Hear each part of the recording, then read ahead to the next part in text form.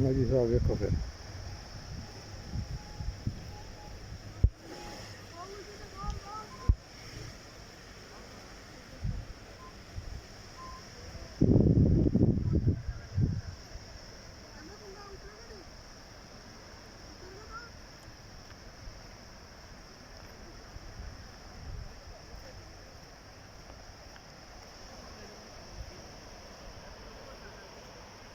هذا المطبخ اسمه ما اسمه جنيهان اسمه ما صنع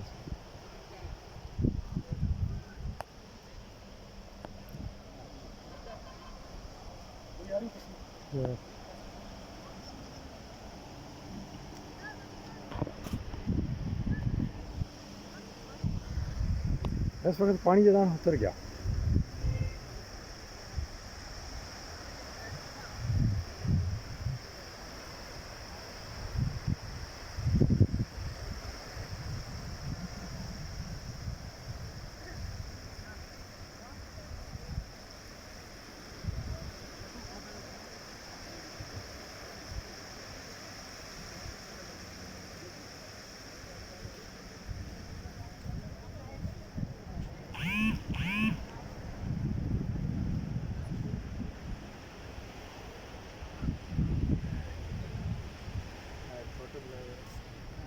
सिर्फ एक सेकंड में छोटी मुकम्मल कर लूँ।